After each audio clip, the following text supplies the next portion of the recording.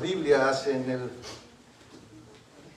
famoso Sermón del Monte de nuestro Señor Jesucristo, que está en capítulo 5, 6 y 7, y nosotros pues vamos concluyendo ya este sermón. Vamos en el capítulo 7 y vamos a hacer la lectura, hermanos, desde el versículo 20 hasta el final, hasta el versículo 28. Vamos a leer 8 versículos, hermanos. Amén. Y escuche lo que dice Mateo 7, 20. Dice: así que por sus frutos los conoceréis. Sabemos que esta sección anterior se está refiriendo a los falsos profetas, ¿verdad? Y el versículo 21 dice: no todo el que me dice Señor, Señor, entrará en el reino de los cielos, sino el que hace la voluntad de mi Padre que está en los cielos. Muchos me dirán en aquel día: Señor, Señor, ¿no profetizamos en tu nombre, y en tu nombre echamos fuera demonios, y en tu nombre hicimos muchos milagros? Y entonces les declararé: jamás os conocí, apartaos de mí los que practicáis la iniquidad. Por tanto, cualquiera que oye estas palabras mías y las pone en práctica, será semejante a un hombre sabio que edificó su casa sobre la roca. Y cayó la lluvia, y vinieron los torrentes, soplaron los vientos y azotaron aquella casa, pero no se cayó, porque había sido fundada sobre la roca. Y todo el que oye estas palabras mías y no las pone en práctica, será semejante a un hombre insensato que edificó su casa sobre la arena. Y cayó la lluvia, y vinieron los torrentes, soplaron los vientos y azotaron aquella casa, y cayó, y grande fue su destrucción. Ahí termina el Sermón del Monte, pero escuche lo que dice el versículo 28. Dice: cuando Jesús terminó estas palabras, las multitudes se admiraban de su enseñanza, porque les enseñaba como uno que tiene autoridad y no como sus escribas. Esa es la descripción de Mateo, ¿verdad? Después de que Jesús termina el Sermón del Monte. Y el día de hoy, hermanos, pues vamos a centrarnos en el versículo 21. Y antes de comenzar, hermanos, yo sé que en una ocasión conté un poco a forma de anécdota algo que me sucedió empezando este mes respecto al brote que salió del contagio de COVID, ¿verdad? Y cómo yo fui contagiado, ¿verdad? Y yo estaba seguro que no era COVID, sino que era gripa. Tal vez omití algunos detalles la vez que conté esta vivencia personal, ¿verdad? Después de casi dos años, hermanos, de haberme librado, de no haberme contagiado de COVID y habiendo estado expuesto, ¿verdad? Varias veces he estado con personas, saludado a personas. No me contagié en esos casi 2 años, pero empezando el año, no sé dónde, no sé cómo, comencé a tener algunas reacciones que yo pensaba que era gripa, y aseguraba que era gripa por varios días. Así es que nunca consideré, yo tenía una seguridad de que no era, porque ya habían pasado casi 2 años. Yo decía: no puede ser COVID, no puede ser COVID, Dios me ha cuidado. Pero por insistencia de mi familia, fui a hacerme el examen el día 7 de enero, ¿verdad? Y algo que tal vez omití en esa experiencia, hermanos, es de que cuando yo llegué había 3 filas. De hecho, la primera, una de ellas ni siquiera se notaba. Eran los que iban a hacerse la vacuna de refuerzo. Esa solamente unos cuantos estaban yendo, ¿verdad?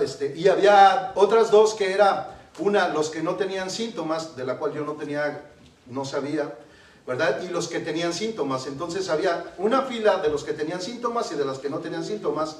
La de los que no tenían síntomas era mucho más pequeña, y la que de la línea que tenía más síntomas era mucho más larga. Así es que yo llegué a la línea más pequeña, a la de los que no tenían síntomas, porque yo pensé que los síntomas que yo tenía eran de gripa y no de COVID. Estando en esa línea, cuando te dan un papel para llenarlo, esta persona me pregunta a mí que si tengo algún síntoma de COVID, y le digo: no, porque yo estaba seguro que no.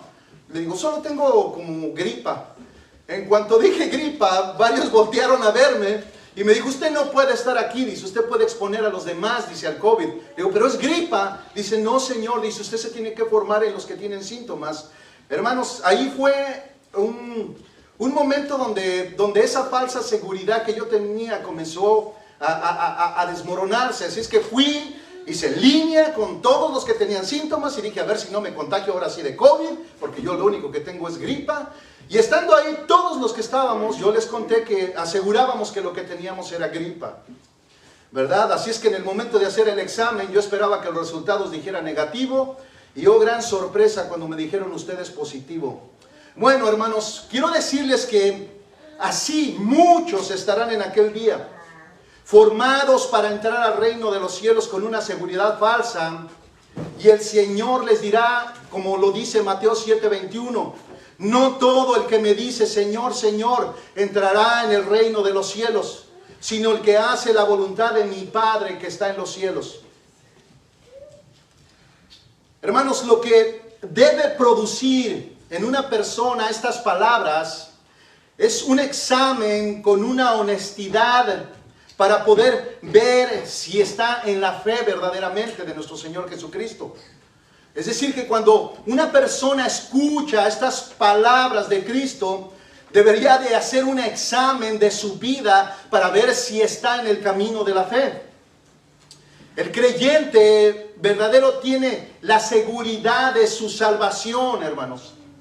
Él sabe que estas palabras lo motivan a seguir en el camino de la fe. Es decir, que si un cristiano que tiene ya la seguridad de que es un cristiano, cuando escucha estas palabras o las leen, en realidad es más que nada una motivación para seguir andando en el camino de la fe.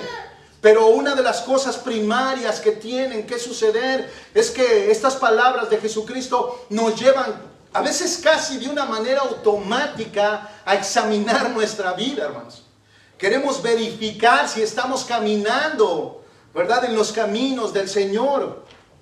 Pero también tenemos que decir que existen personas que viven con una falsa seguridad de ser salvos, y es por eso que en el versículo 22 Jesús les dice, muchos me dirán en aquel día, Señor, Señor, no profetizamos en tu nombre, y en tu nombre echamos fuera demonios, y en tu nombre hicimos muchos milagros.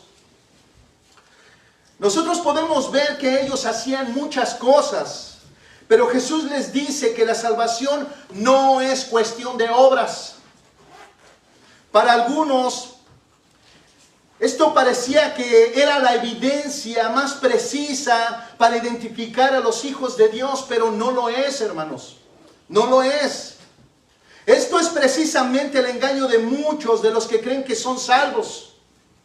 Podríamos preguntarnos, ¿en qué se basa pues la salvación?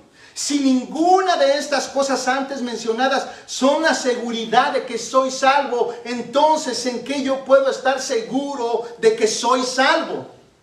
Bueno, hermanos, de lo que se trata es de ser conocidos por Dios. Versículo 23, dice, entonces les declararé, jamás os conocí.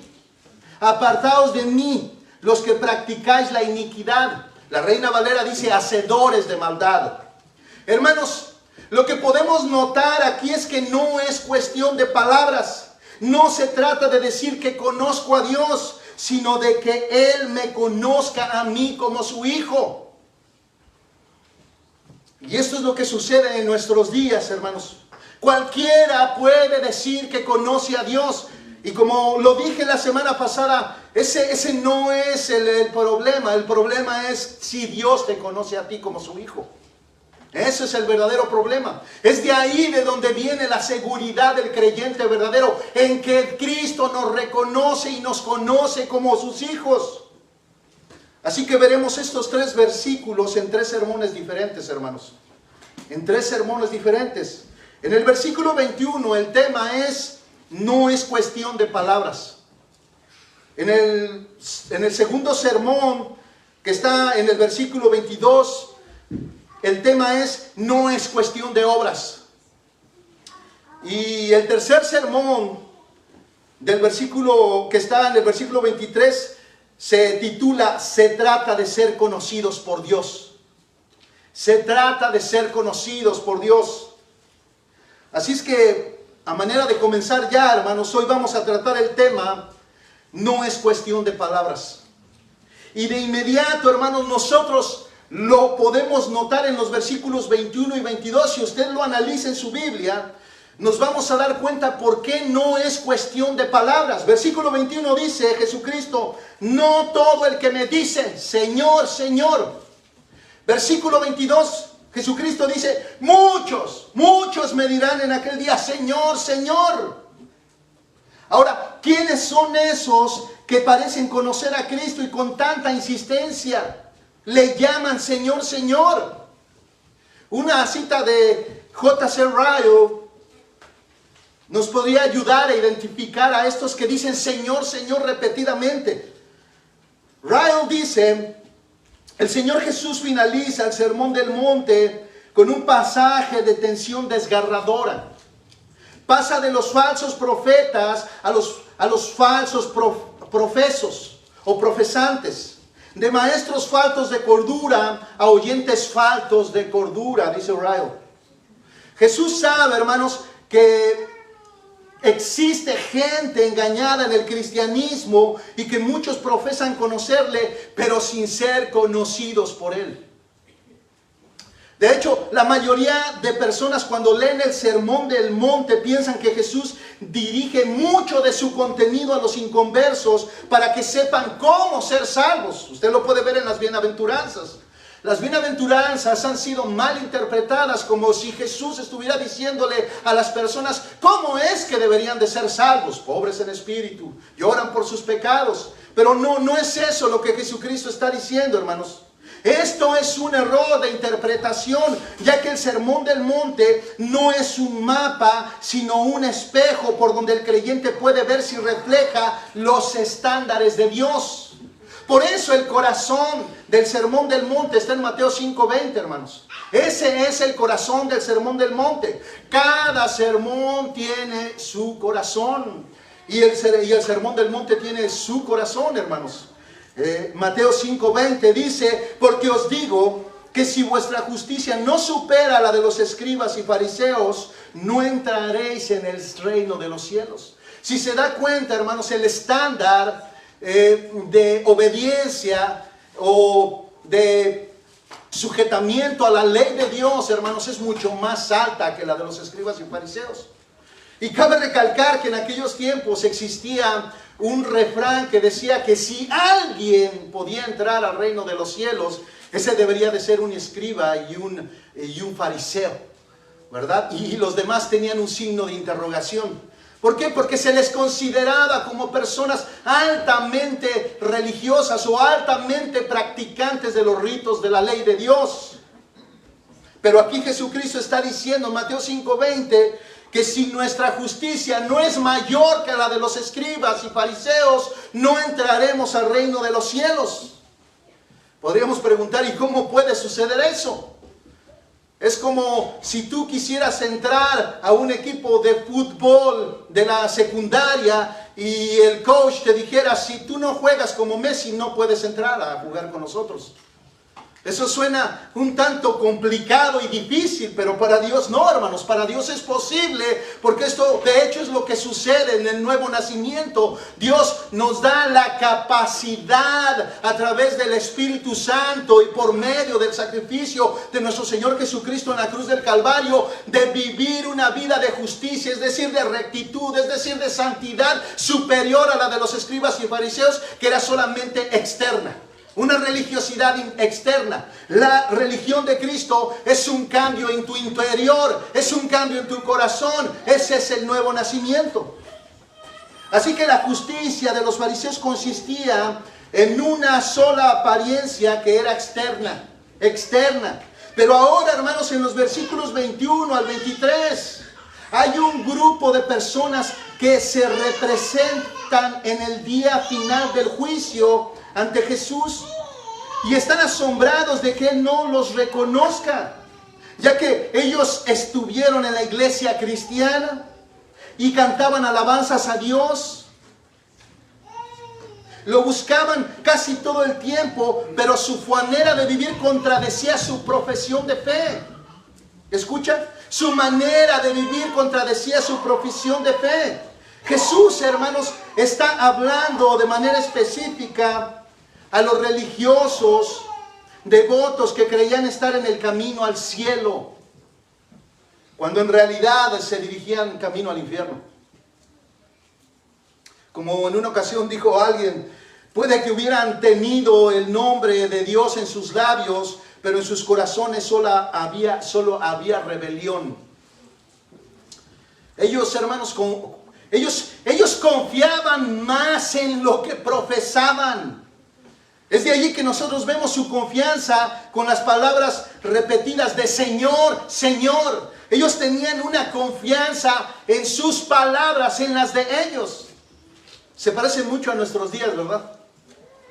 El día de hoy existe una confianza en mis declaraciones. Ya no es en la declaración de las Escrituras. No, es lo que yo declaro.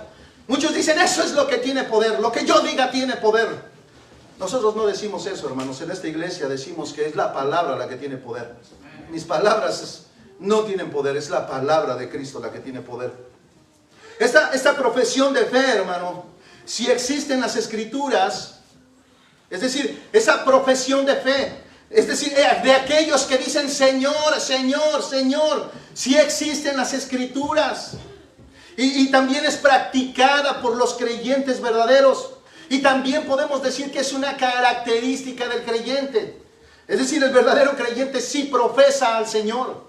El verdadero creyente sí confiesa al Señor. Esto nosotros lo podemos entender a través de Romanos capítulo 9, versículo 10. Que dice que si confiesas con tu boca a Jesús por Señor y crees en tu corazón que Dios le resucitó de entre los muertos, serás salvo. Pero escuche, esto no es un método para ser salvo, hermanos. Esto no es un método para ser salvo. Sé que es de ahí de donde salió la oración de salvación, hermano. Yo sé que es de ahí. Porque yo mismo la practiqué en su tiempo, hermanos. Y estudié para poder ver si era esto o así, hermanos. Lo cual no tiene nada que ver con esa oración que le hacemos repetir a la gente. Escuchen nuevamente lo que dice, que si confiesas con tu boca a Jesús por Señor, es decir, los creyentes deben de confesar con su boca a Jesús por Señor. Esto tiene que ser así, hermanos. Y crees en tu corazón que Dios le resucitó de entre los muertos, serás salvo. Dice versículo 10, porque con el corazón se cree para justicia y con la boca se confiesa para salvación. Pero vea, hermanos, ¿por qué no es cuestión de palabras? Vea por qué no es cuestión de palabras. El corazón está incluido en la confesión, hermanos. Es decir, si Dios no obró en el corazón de la persona, entonces solo es un profesante y sus palabras están vacías, vacías. Por eso el Señor lo aclara desde el principio, hermanos, en el versículo 21, cuando dice, no todo el que me dice, Señor, Señor, entrará en el reino de los cielos. Hermanos, esto que estos hombres hacen en el versículo 21 es una profesión, pero sin conversión. Sin conversión. Y no se trata de palabras, hermanos. Aunque estas parezcan verdaderas y estén cargadas con pasión y un tinte de devoción. Si ustedes notan, ellos no dicen una sola vez, Señor, nosotros te servimos. No, hermanos. Ellos dicen, Señor, Señor. Si nota, hermanos, que existe un celo por su nombre. Ellos lo mencionan dos veces porque denotan un celo por su nombre. Ahora, hermanos, la palabra Señor, hermanos, como se usaba en el Antiguo Testamento, era sustitutiva a Jehová o Yahvé, ¿verdad? Llamar a Dios en el Antiguo Testamento por su nombre era algo muy santo, hermanos. Y los judíos evitaban mencionar el nombre de Dios, así que ellos optaron por llamarle Señor. Pero, hermanos, no nos confundamos. Llamarle Señor, hermanos, significaba reconocerlo como el único Dios verdadero. Señor de todo. Mi vida le pertenecía a Él, el Señor. Y esas personas están diciéndoselo a Jesús constantemente. Dicen Señor, Señor. Ellos creen que realmente Jesucristo es su Señor. Así es que lo hacen con un celo. Y eso está marcado porque lo hacen dos veces, hermanos. En su comentario sobre Mateo, el pastor MacArthur dice al respecto: un judío podía usar el término Señor simplemente como un título de respeto y honor dado a todo líder político, militar o religioso, incluso a los maestros. Pero que las personas de las que habla este pasaje dijeran Señor, Señor, sugiere mucho más que respeto humano. Que afirmen haber profetizado, echado fuera demonios y hecho milagros en el nombre de Jesús, indica que lo reconocieron como Señor en una manera sobrenatural. También otro comentarista dice: la construcción gramatical indica una acción continuada. Es decir, son aquellos que están usando continuamente el nombre del Señor. Continuamente, hermanos. Es decir, que podemos profesar el nombre del Señor constantemente y constantemente hablar de Dios y constantemente citar las Escrituras, hermanos. Pero puede ser que esas palabras estén vacías, hermanos. Pero también nosotros vamos a mirar que Jesús resulta también algo más, y es una intensidad en las palabras de estas personas. Escuche, dirigirse a Él como Señor, Señor, era añadir un espíritu de celo intenso para demostrar fortaleza en cuanto a devoción y dedicación. No era un solo Señor, eran dos veces Señor, Señor, para poder demostrar cuánta celo y cuánta devoción había en mí, cuánta dedicación había en mí. Así que no solo lo reconocen como el único Señor, sino que son celosos de su nombre. También son celosos de su nombre. Y como dice John Stott, tienen un tono ferviente, porque no se trata de un Señor frío o formal, sino de un entusiasta Señor, Señor, como si quien lo pronunciara deseara dirigir la atención hacia la fuerza y el celo de su devoción. Es como si ellos, al estar frente a Jesús, al decir Señor, Señor, ellos querían demostrarle o mostrar a Jesucristo cuán devotos y apasionados y celosos fueron por Él. A simple vista, hermanos, parece que estamos ante verdaderos creyentes. Pero, hermanos, tengo que decirles que no debemos olvidar que todos estaremos ante Jesús, quien nos conoce tanto a ellos como a nosotros, y algunos pueden estar engañados. Estos hombres parece que tienen una pasión aún mayor que la de algunos verdaderos cristianos, pero solo son palabras vacías, hermanos. Si es verdad que a veces estas personas parecen que tienen mayor pasión, devoción y respeto que un verdadero cristiano, pero las palabras de ellos solo son palabras vacías. Así es como nosotros lo podemos ver descrito en Mateo 15:8, hermanos. Escuche, dice, estas son palabras de Jesucristo, hermanos, tomadas del Antiguo Testamento, donde Jesucristo dice: este pueblo con labios me honra. Otras versiones dice: este pueblo con sus labios me adora. Otra versión dice: este pueblo con sus labios me alaba. Pero ¿qué es la conclusión? Pero su corazón está lejos de mí. Ellos se ven muy apasionados. Ellos se ven muy celosos. Ellos pueden verse hasta compungidos cuando adoran o cuando tratan de ser reverentes. Pero lo que Jesucristo está diciendo: pero su corazón está lejos de mí. Hermanos, tengo que recalcar y decirles, no es cuestión de palabras. No se trata de palabras. Versículo 21 lo dice: no todo el que me dice Señor, Señor entrará en el reino de los cielos.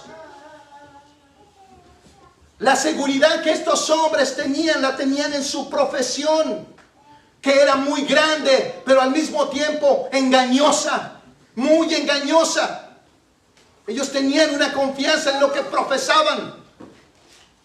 Ellos creen que cuando estén frente a Jesús, en el día del juicio, Él correrá y los abrazará y les dirá: gracias por servirme tan fielmente y confesarme con tanto celo. Y creen que les dirá: por favor, entra al reino de los cielos, te lo mereces, te estábamos esperando. Pero su seguridad, hermanos, será echada por tierra con las palabras de Jesucristo. No entrarán al reino de los cielos. No entrarán al reino de los cielos.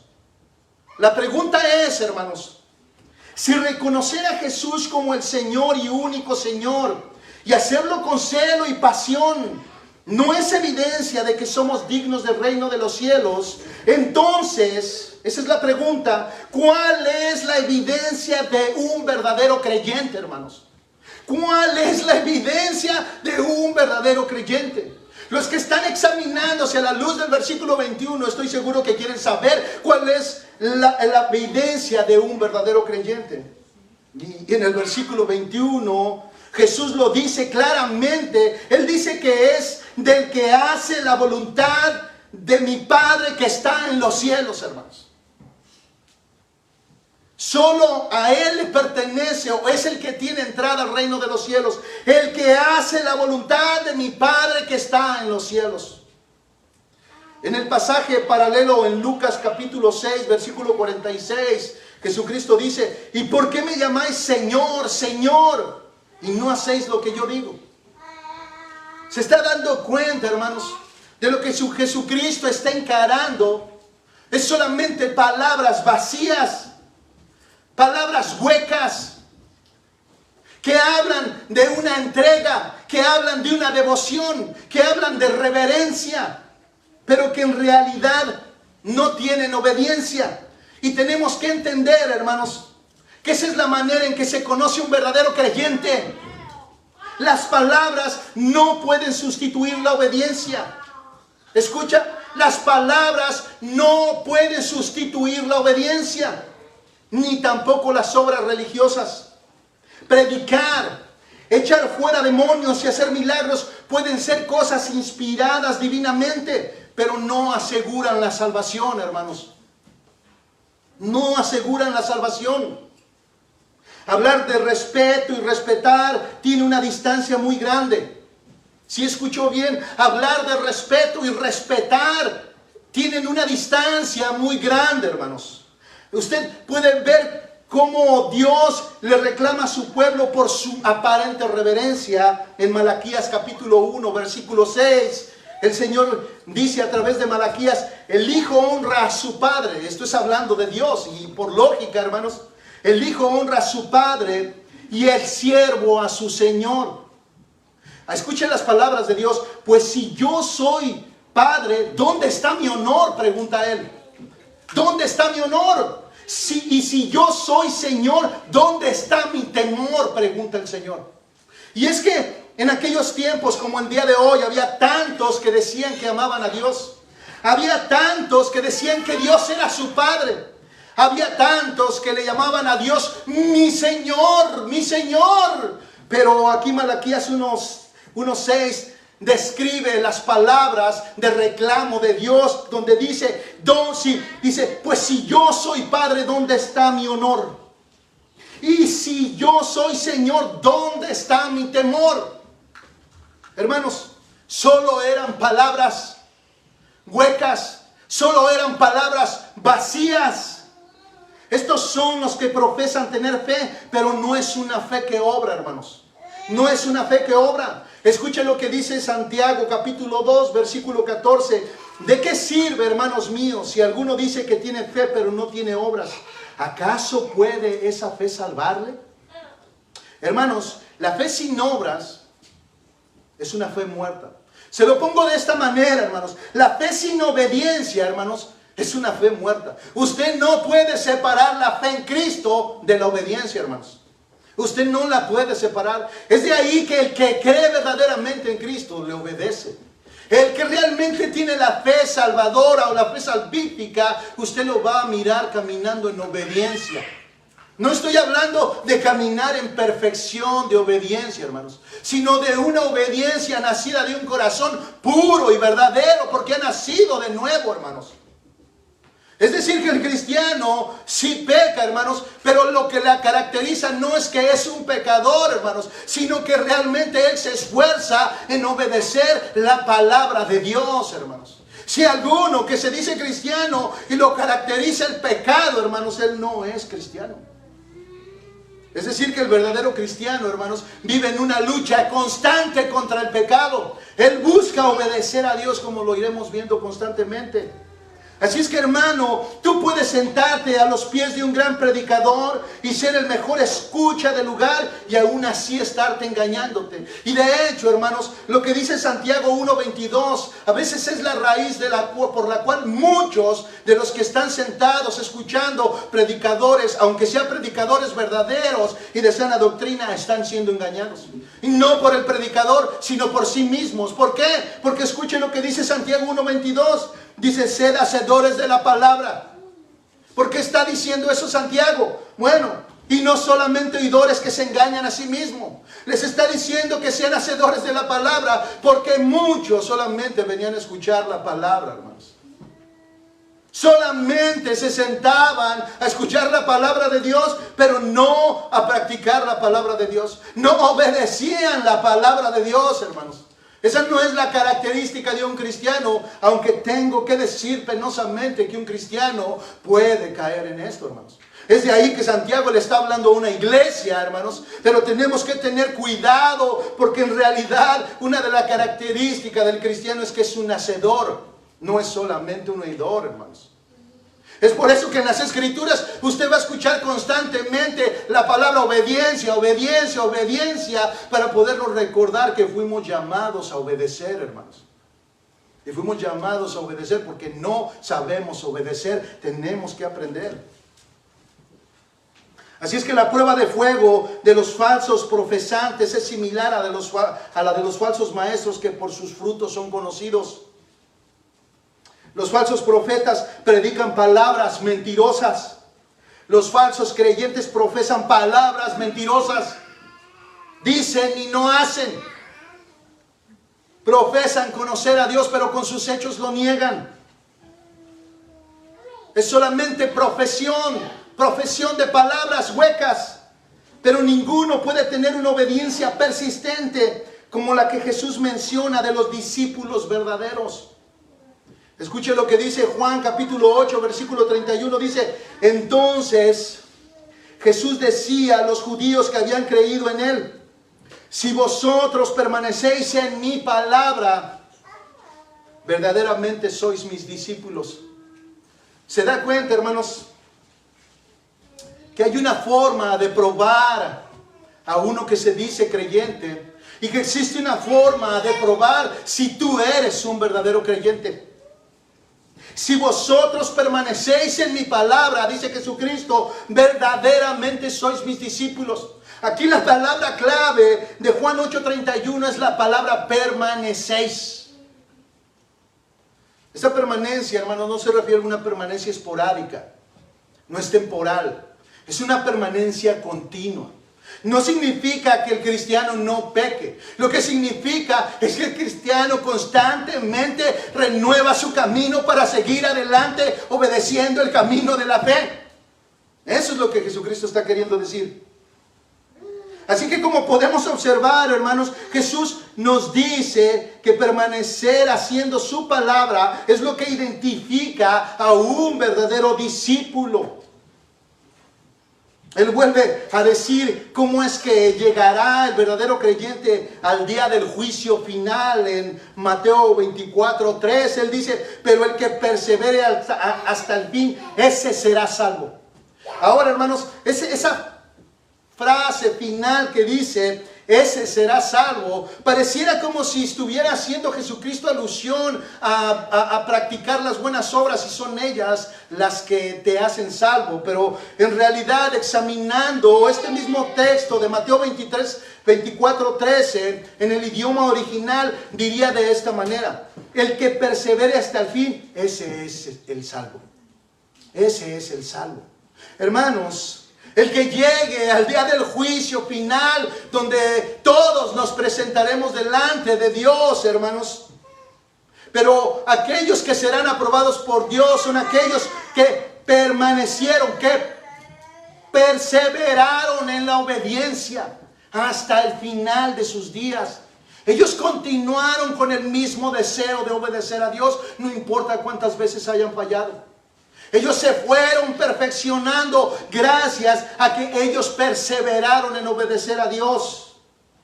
Hermanos, ¿no es verdad que muchas veces nosotros tendemos a dejar de obedecer ciertas cosas como la oración, la lectura de la palabra o congregarse, que es algo muy visible, mucho más visible que orar y leer la palabra, hermanos?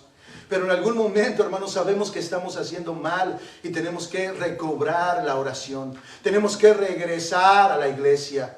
Tenemos que congregarnos como Dios lo está mandando. ¿Se da cuenta, hermanos, que es verdad, hermanos? Hay una perseverancia. Pero usted puede decir, bueno, hay mucha gente que viene a las iglesias. Ellos nunca faltan a ningún servicio. Vienen viernes, vienen domingos, vienen día de oración. Si hay un taller, vienen. Siempre están ahí, siempre están ahí. Pero su vida no refleja la obediencia a la santidad ni a la piedad, hermanos. Bueno, estos son los que están engañados, hermanos. Estos son los que están engañados. Estos son los que confían solo en sus palabras, pero no tienen la obediencia como el centro de su vida porque no han sido redimidos. Así que el mensaje para los desobedientes que con tanto celo reclaman y dicen, Señor, Señor, lo que Él les va a decir, nunca os conocí, apartaos de mí, hacedores de maldad. Hacedores de maldad. Ustedes nunca me obedecieron. Yo no sé quiénes son ustedes. Apártense de mi vista, hacedores de maldad. Todas sus palabras de respeto y honor y todas sus obras de dedicación y devoción se declararán vacías y sin valor alguno. Ellos pueden haber tenido el nombre de Dios en sus bocas, pero la rebelión estaba en su corazón. Esta es una cita de John MacArthur. Hermanos, es por eso que el apóstol Pablo manda a poner a prueba nuestra fe. ¿Escucha? Nos manda a poner a prueba nuestra fe en 2 de Corintios, capítulo 13, versículo 5. Pablo dice, poneos a prueba para ver si estáis en la fe. Examinaos a vosotros mismos. Y pregunta, ¿o no os reconocéis a vosotros mismos que Jesucristo está en vosotros, a menos de que en verdad no paséis la prueba? En pocas palabras, hermanos, si Cristo está en nosotros, vamos a andar en el camino de la fe. Pero si Cristo no está en nosotros, hermanos, no podemos pasar ese examen. No vamos a reprobar ese examen. Es decir, cuando nos examinemos y si Cristo no está en nosotros y analicemos nuestra obediencia, nos vamos a dar cuenta que Jesucristo no está en nosotros realmente porque no llevamos una vida de obediencia. La prueba, hermanos, no es cuestión de palabras ni de cuánta pasión tienes al hablar de Él, sino, bueno, a veces ni siquiera de cuánto lo amas. Aún ese amor, hermanos, debe ponerse a prueba. A veces nosotros tendemos a decir, es que yo amo a Dios. No está mal que cantemos que amamos a Dios, hermanos. Ni no está mal decir que amamos a Dios, pero cuando decimos que amo a Dios y no lo obedezco, hay un problema ahí, hermanos. Cuando decimos que yo respeto a Dios y no le obedezco, hay un problema ahí, hermanos. Cuando decimos que yo tengo pasión y devoción por Dios, pero no obedezco a Dios, hay un problema ahí, hermanos.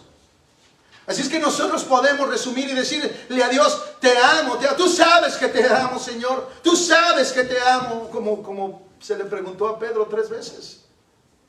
Podemos decir y repetir constantemente, sí, yo te amo, hermanos. Pero la prueba está en eso, hermanos. En Juan capítulo 14, versículo 23 y 24, donde ese amor también debe de ser puesto a prueba. Dice, si alguno me ama, estas son las palabras de Jesucristo. Para todos los que le decimos a Jesucristo, te amamos, Señor, como cantamos el día de hoy. Jesucristo dice, si alguno me ama, mi palabra guardará. Esa palabra guardará es obedecer, hermanos. Si alguno me ama, me va a obedecer. Y mi Padre lo amará. Y vendremos a Él y haremos nuestra morada en Él. Escucha. En los que obedecen, hermanos. Versículo 24 dice, el que no me ama no guarda mis palabras. Y la palabra que escucháis no es mía, sino del Padre que me envió. Hermanos, todo se resume en obediencia. La salvación sin obediencia, hermanos, es muy cuestionable. Es por eso, hermanos, que cuando algunas personas dudan de su salvación, me gusta algunas palabras de John MacArthur que dice: tenemos que poner atención cuando alguien duda de su salvación. Existe una razón por la cual duda y puede ser verdadera. Puede ser que no sea salva. Aunque también tengo que decir, hermanos, que hay cristianos verdaderos que sí dudan de su salvación. A veces, hermanos, es por la falta de conocimiento en las Escrituras. A veces, hermanos, es por el ataque, el dardo, los ataques de Satanás sobre nosotros cuando somos nuevos. Pero en algún punto el Señor mismo dará testimonio a nuestro espíritu de que realmente somos hijos de Dios. Y esa palabra testimonio no se le vaya a ocurrir pensar que es una voz que le dice a su corazón: eres mi hijo, eres mi hijo, eres mi hijo. No, hermanos. Es el mismo Espíritu produciendo el fruto del Espíritu en la vida del creyente. Eso es lo que da testimonio a nuestras vidas de que realmente nosotros somos hijos de Dios. Una vida de obediencia, hermanos. Una vida de sujeción a Cristo constante, continua, perfeccionándose constantemente. El verdadero creyente, hermanos, que ha sido redimido del pecado, ahora quiere obedecer. Él tiene un deseo, no por el pecado, no ya más, sino por la palabra de Dios. Es por eso que el Señor manda en la Gran Comisión, hermanos. Escuche lo que la Gran Comisión dice en Mateo 28, versículo 19 y 20, que esto dicho de paso, hermanos, es la misión de la iglesia bíblica, de nuestra iglesia, hermanos. Pero hay algo que yo me he dado cuenta, hermanos, a través del tiempo, que la mayoría de iglesias solamente tienen la Gran Comisión como el versículo 19 y omiten completamente el versículo 20. Escuchen lo que la Gran Comisión dice: id pues y hacer discípulos a todas las naciones. ¿Escucha? Ahora usted ya entendió lo que es hacer discípulo.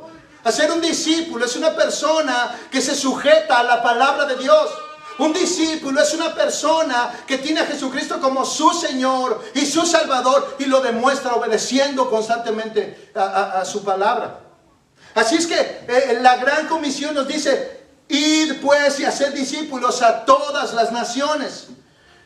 Y me asombra mucho cuando dice bautizándolos en el nombre del Padre, del Hijo y del Espíritu Santo. Es que, hermanos, la verdad es que una de las primeras señales de un verdadero salvo es que quiere obedecer. ¿Y cómo vamos a saber que realmente es salvo y quiere obedecer? Él se quiere bautizar, hermanos. El primer principio de obediencia que él quiere hacer es bautizarse. De hecho, eso era lo que se predicaba en la iglesia primitiva. Cuando Pedro predicó su primer sermón, hermanos, y estos hombres terminaron compungidos y le preguntaron: hermano, ¿qué hacemos? Él dijo: creed en el Señor Jesucristo y bautícense.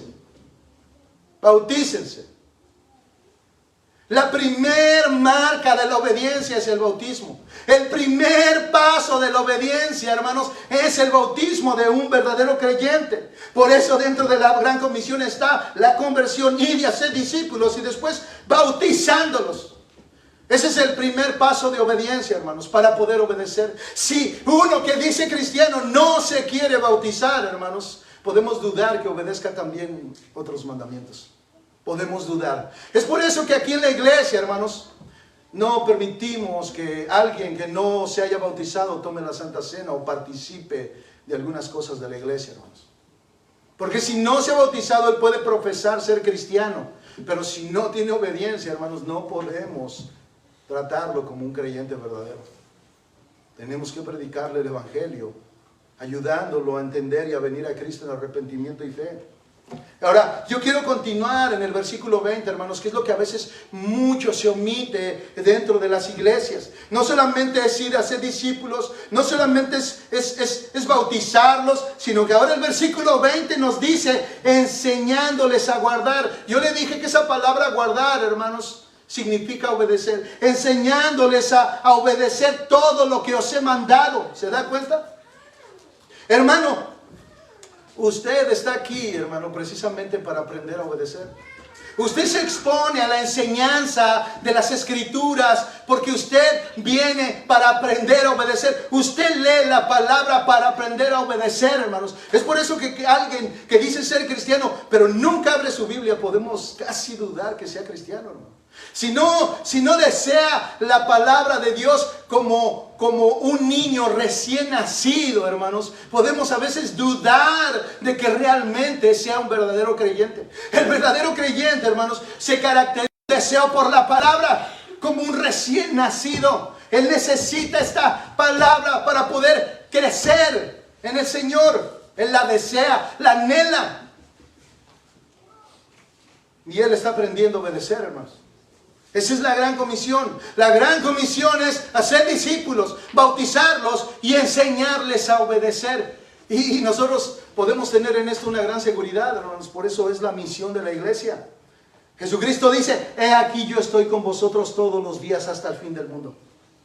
Su confirmación, su supervisión, su trabajo continuo en el creyente. Es decir que Él está en el momento que nosotros estamos predicando a la gente para ser discípulos. Él está en el momento que la gente está obedeciendo por primera vez, yéndose a las aguas del bautismo. Es decir que Él está cuando nos exponemos a la palabra de Dios y estamos aprendiendo a obedecer. Jesucristo se incluye. Jesucristo participa activamente en la vida del creyente, hermanos. Desde el principio hasta el final. Es por eso que usted lee en las Escrituras que la obra que Él ha comenzado la perfeccionará. No dice que la va a abandonar si usted sigue pecando. No dice la voy a perfeccionar. Y si sigue pecando, lo voy a perfeccionar. Y si no obedece, lo voy a perfeccionar. La obra del Espíritu Santo es perfeccionar la vida del creyente. Pero el día de hoy usted dice: pero hay muchos que no se les mira la perfección. Hermano, es sencillo. Tienen una profesión de fe que son solo palabras. Hermanos, los tesalonicenses demostraron su conversión por su obediencia. Escuche 1 Tesalonicenses 1:9, dice, este es Pablo hablando de ellos, dice: pues ellos mismos cuentan acerca de vosotros, de la acogida o de la recibida que tuvimos por parte de vosotros y de cómo os convertisteis de los ídolos a Dios para servir al Dios vivo y verdadero. Los tesalonicenses, hermanos, eran unos completos idólatras, hermanos. Eran conocidos por ser unos grandes idólatras. Pero ¿dónde se notó su conversión? Es que abandonaron a sus ídolos para servir al Dios vivo y verdadero. Lo abandonaron. ¿Se da cuenta? Cambio. ¿Se da cuenta? Transformación. La verdadera vida de un creyente es transformada. Allí notamos que verdaderamente Dios ha puesto su salvación. Está su Espíritu obrando en que estamos siendo transformados. Estamos siendo perfeccionados. Primera de Pedro 1:14 dice: como hijos obedientes. ¿A quién se refiere? A la iglesia. Dice: no os conforméis a los deseos que antes teníais en vuestra ignorancia. Es decir, hermanos, todavía en la vida del creyente surge de la carne deseo por la carne. Pero Pedro nos dice: no se conformen, como hijos obedientes, no se conformen a sus deseos carnales. El llamamiento de Dios a salvación tiene que ver con una vinculación a la obediencia, hermanos. Si tú realmente eres salvo, también se notará que obedeces. Es por eso, hermanos, es tan peligroso certificar la salvación de las personas. ¿A qué me refiero con certificar la salvación de las personas? Bueno, en una cita de John MacArthur, y bueno, me ayudé mucho de MacArthur, dice él: muchos evangelistas, pastores y obreros personales tratan de certificar la salvación de una persona, aparte de la obra de convicción del Espíritu Santo y de la evidencia del fruto, con persistencia en obedecer la palabra de Dios. ¿A qué se refiere MacArthur? Bueno, hermanos, nosotros no debemos declarar a nadie salvo. ¿Lo escucha? Nosotros no debemos declarar a nadie salvo. En muchas ocasiones, hermanos, yo llegué a escuchar decir a varias personas cuando recibían a una persona nueva y le hacían repetir la oración del Salvador o de salvación, y cuando terminaban de repetirla les decían: tú ya eres hijo de Dios, tú ya eres salvo. Y te voy a decir una cosa, nunca dudes de tu salvación, porque eso es dudar de Dios. Ni permitas que nadie diga que tú no eres salvo, porque tú en ese momento estás dudando de lo que Dios ya ha hecho en ti. Hermanos, eso es certificar la salvación, hermanos. Hermanos, por favor, nosotros ni siquiera sabemos si este creyó de verdad y si la obra del Espíritu Santo está en él. Por el fruto es como nosotros vamos a ver si él verdaderamente creyó, hermanos. Nosotros no debemos certificar la salvación de nadie. Por sus frutos las personas serán conocidas. En esto os conoceráis que sois mis discípulos, si obedecéis mis mandamientos. Esa es la evidencia, hermanos, y la característica de un verdadero creyente. Entonces, ellos se dedican a servir. Escuche, estas personas de Mateo 7:21 se dedican a servir y a profesar al Señor porque se les ha vacunado para no escuchar el único evangelio que los puede salvar de ir al infierno, creyendo que son salvos. ¿A qué me refiero? Una vez que tú certificas la salvación de una persona que no ha sido salva, ellos pueden estar vacunados contra el verdadero evangelio que los puede hacer salvos. Es decir, ellos pueden escuchar el evangelio, pero ellos en su corazón y en su mente dicen: yo ya soy salvo. Eso es para nuevos, de hecho muchos dicen eso.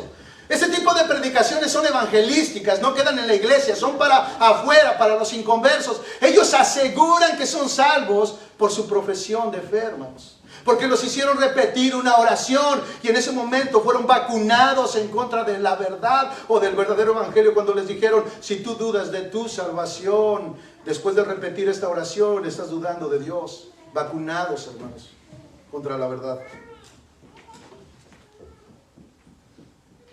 Así es que cuando llegue ese día, hermanos, es decir, el día del juicio, podemos asegurar por medio de las Escrituras que Jesús estará diciéndole no a una, sino a muchas personas que profesaban al Señor, pero que no le obedecían: jamás os conocí, apartaos de mí los que hacen iniquidad. Escucharemos a Jesús constantemente decirle a todas estas personas: no los conozco, no los conozco. No sé quiénes son ustedes, quitaos de aquí, hacedores de maldad. ¿Por qué, hermanos? Porque no es cuestión de palabras. No es cuestión de palabras. Ellos no tendrán ninguna excusa ante Dios porque solo se sentaron a escuchar la palabra, pero no tuvieron ninguna intención de obedecerla. Eso es lo que Dios predijo a través del profeta Ezequiel, capítulo 33, versículo 29 al 33, cuando dijo: pero en cuanto a ti, hijo de hombre, esto se refiere a Ezequiel, los hijos de tu pueblo, eso se refiere a los judíos, hablan de ti junto a los muros y en las entradas de las casas.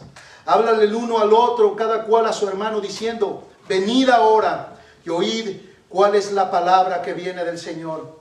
Es decir, escuchen, veían al profeta Ezequiel y se decían uno al otro: vamos con el profeta Ezequiel para escuchar la palabra del Señor. Y parece como que había mucha devoción, mucha reverencia, pero escucha lo que sigue diciendo: y vienen a ti como viene el pueblo y se sienta delante de ti como pueblo mío. Oyen tus palabras y no las hacen, sino que siguen sus deseos sensuales, expresados por su boca, y sus corazones andan tras sus ganancias. Y aquí tú eres para ellos como la canción de amor de uno que tiene una voz hermosa y toca bien un instrumento.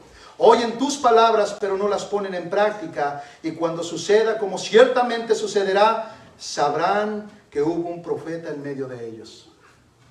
Hermanos, en pocas palabras, hay muchos que aman la buena predicación. Y es verdad que que Dios dotó a algunas personas como muy buenos predicadores, hermanos. Y son cristianos verdaderos, son predicadores verdaderos, pero no así los que los escuchan, hermanos. Son como aquellos que buscan cantantes que tienen voces muy hermosas, pero solamente se sientan a deleitarse de la voz. Asimismo sucede con los predicadores, hermanos. Se sientan a los pies de grandes predicadores, hermanos, como estoy seguro que se sentaron a los pies de Spurgeon, de John Stott y de muchos más, hermanos, pero muchos de ellos eran falsos maestros. Así como John MacArthur, que es uno de los más grandes exponentes de sana doctrina, aunque muchos no lo quieren, precisamente por ser de sana doctrina, hermanos, ¿verdad? Él mismo ha dicho que dentro de su iglesia existen personas que solamente son oidores y no hacedores. Aman las voces hermosas. Hay una parte de John MacArthur que escuché esta semana que me encantó, y les dice a su iglesia, dice: yo sé por qué muchos de los que están aquí. Dice: ustedes vienen cada domingo y han venido por años, algunos por más de 20 años a esta iglesia. Dice, y díganme, les pregunta MacArthur, díganme qué es lo que a ustedes les atrae de esta iglesia. Porque dice, en esta iglesia ustedes siempre van a encontrar lo mismo. Lo mismo, lo mismo, lo mismo. Y podrían decir que aburridos. Pero los que vienen aquí por tanto tiempo, por tantos años, estoy seguro que vienen por la palabra de Dios. Por la palabra de Dios. A escuchar la palabra de Dios. Hermano, el día de hoy, muchos buscan las iglesias por la alabanza y los grupos de alabanza. Y es verdad, hay iglesias que tienen hermanos con unas voces angelicales y una infinidad de instrumentos que se escuchan a un ritmo hermoso. Pero ir por eso y no por la palabra, hermanos, nos hace ser como estos que están en Ezequiel 33:29, que solamente van a escuchar la voz hermosa de alguien que canta del amor, pero en realidad en su corazón no existe un ápice de amor por Dios. Solo profesan a Dios, pero están completamente vacíos. Hermanos, no es cuestión de palabras. No es cuestión de palabras. Por eso Santiago 1:22 dice: sed hacedores de la palabra y no solamente oidores que se engañan a sí mismos. Si tú has estado por mucho tiempo escuchando la palabra de Dios, pero notas que cuando tú sales no obedeces la palabra de Dios, no te engañes más. No te engañes más. No eres hijo de Dios. No eres hijo de Dios. Y es tiempo de que tú te arrepientas y vengas a Cristo en arrepentimiento y fe, para que cuando llegue el día final no te encuentres formado en la línea de los que van a entrar al reino de los cielos y el Señor se acerque a ti y te diga: sal de aquí, no te conozco. Y tú le dirás: Señor, Señor, Señor, yo te serví, Señor, Señor, ve mis palabras, yo tuve celo por ti, yo te prediqué. Y el Señor seguirá diciendo: no te conozco, no te conozco, no te conozco. Apártate de aquí, hacedor de maldad. Hermanos, por favor, con esto yo termino. Veamos cómo es el crecimiento de un creyente genuino en el mandamiento del apóstol Pedro. Segunda de Pedro 1:5-8. Dice: por esta razón, dice, obrando con diligencia, nuevamente, añadid a vuestra fe virtud, a la virtud conocimiento, al conocimiento dominio propio, al dominio propio perseverancia, a la perseverancia piedad, y a la piedad fraternidad, y a la fraternidad amor. Pues estas virtudes, al estar en vosotros y al abundar, no os dejarán estar ociosos ni estériles en el verdadero conocimiento de nuestro Señor Jesucristo. Hermano, ahí es donde nosotros tenemos que tener nuestra ocupación, en añadir a la virtud más virtud, en ser perfeccionados por nuestro Señor Jesucristo. Y hermanos, por último, en el grupo de los que profesan conocer a Dios también puede estar este grupo que incluye a quienes están más comprometidos con una denominación u organización cristiana que con la palabra de Dios. Existen personas que defienden su denominación a capa y espada y de ningún motivo se moverían de denominación. Hermanos, no importa que esta denominación pase por encima de muchas de las escrituras. Hermanos, yo les quiero decir que aunque estoy públicamente, amo y respeto mi denominación, pero mi compromiso principal está a las escrituras, hermanos. Mi compromiso principal y mi fidelidad se debe a las escrituras, no a un manual, no a una denominación, sino a Jesucristo. A Jesucristo. a nuestro único Señor y Salvador. Y tampoco estoy renunciando a mi denominación.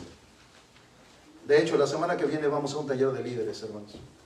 Y posiblemente enseñe en la asamblea de distrito un taller, hermanos. Amo mi denominación, hermanos. Pero quiero dar a entender con esto, hermanos, que el compromiso principal de un cristiano está con las Escrituras. Con las Escrituras. Existen también aquellos que se inclinan hacia ciertas doctrinas bíblicas, hermanos. Hacia ciertas doctrinas bíblicas y no a todo el consejo de Dios. Hermanos, nosotros creemos que una iglesia no debe de inclinarse a ser una iglesia de sanidades y milagros y toda su predicación está enfocada a sanidades y milagros. Nosotros creemos en las sanidades y los milagros producidos por Dios, hermanos, pero nosotros no creemos que sea la única doctrina que existe dentro de la Biblia. Existen iglesias, hermanos, que solo profesan y se llaman iglesias proféticas, y tú escuchas 15 minutos de predicación o se utiliza un versículo bíblico y el predicador comienza a profetizarles uno por uno y dice que es revelación de Dios. Hermanos, nosotros no creemos la profecía de esa manera. Nosotros entendemos la profecía como la predicación de la palabra de Dios, hermanos. Y no predicamos solamente de una cosa, porque sabemos que Cristo no se dio a pedazos, Cristo se dio completamente. La revelación de las Escrituras no se nos dio ahora, hermanos, por partes la tuvieron los antiguos, porque la revelación de las Escrituras fue gradual, pero hoy tenemos la revelación completa, hermanos. Y somos llamados a predicar el consejo completo de Dios, hermanos.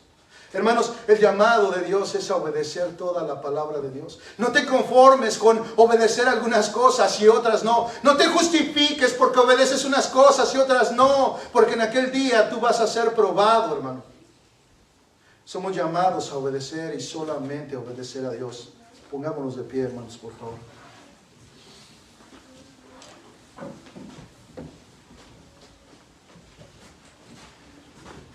Bendito Padre,